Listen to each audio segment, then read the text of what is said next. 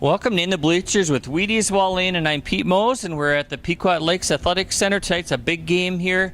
The boys are coming here from Pine River-Backus. We just saw the bus pull in against Pequot Lakes. It should be a nice local matchup. Should be a good crowd. So let's start out with basketball, Wheaties. The Pequot Lakes boys, they've had a tough stretch here. They knew they were going to get into a tough stretch of their schedule. Wheaties, give us an update on the boys. How are they doing so far? 6-9. They're 6-9 overall, okay. And they had a tough game at Brainerd. I think they had a total of 19 points. The shots weren't going in, but they need to turn around now. They've got a few weeks left before they get into the postseason. Yeah, you know, they met Pelican Rapids as one of the very best teams in the section, and they played with them pretty near the whole first half. That's a good key. And, both Hunter Larson and C.J. Borley had great games. They had like some of those younger players are doing well for the Patriots. The young guys are doing great. Hunter Larson had 5 3-pointers. 23 points. Career high.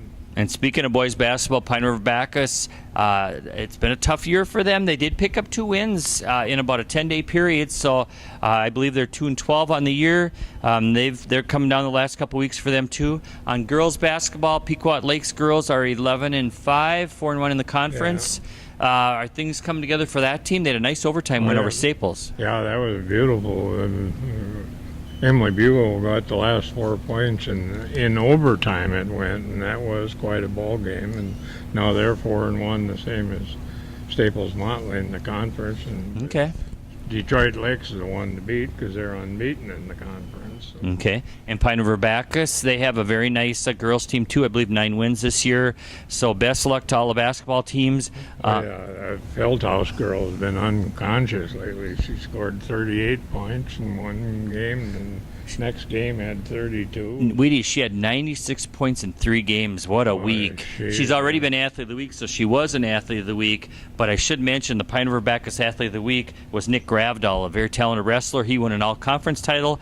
This year they've merged the conferences. It's not just the Mid-State, it's also with the Heart of Lakes. So Perm was in there. There's some good teams, and the road crew did finish 3rd at that, so nice job with the road crew. They got some tough matches coming up here, and almost section time for them, and so they'll be coming up. And then I also want to mention, speaking of Athletes of the Week, the dance team from Pequot Lakes, the Revolution, had 2 dancers. They're captains, they're seniors.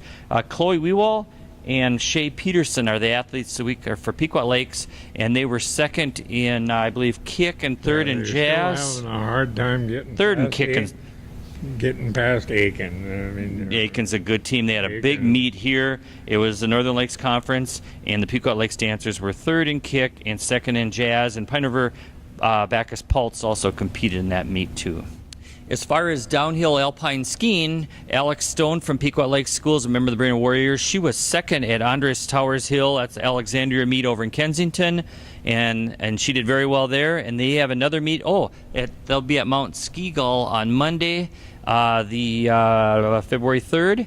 That'll be a nice meet over there. And then also on hockey, the girls hockey team is now 8-13 overall, and the boys hockey team, Northern Lakes Lightning, is 9-10 overall. So the hockey team is in the middle of their schedule. The girls hockey team will be coming up on sections. They'll be the first ones, I believe, in the next couple of weeks for sections. And so we're right in the middle of the winter schedule, Wheaties. Yeah, Pete had an article in this last week's paper on the Lewick sisters, and they're a big part of St. Ben's, right? Absolutely. St. Ben's last year was 22-7, and they lost some key players. College of St. Benedict and St. Joe the Blazers, and Maddie starts for them and is one of their top 3 in every category pretty much. Yeah. And Emily's one of the first ones off the bench, and she's getting that 3-point shooting magic, which you saw a lot here in Pequot over the years. She's getting that back, and their coach very praising of both of the sisters. So good for the Lewicks. They're a big part of a junior and a sophomore with the Blazers. So we'll keep following all our college kids in the area. And they should be great next year down there. I hope they got some more power coming in to help them out. Yeah. So we'll follow the college kids in high school. In fact, Wheaties better get ready for the big ball game here tonight in Pequot Lakes, Pine River against Pine River-Backus against Pequot Lakes. So thanks for joining us. Stay warm. And I know Pine River only got 2 wins, but never count them out. They're 10 miles apart. We'll see what happens. So take care. We'll see you next week. See ya.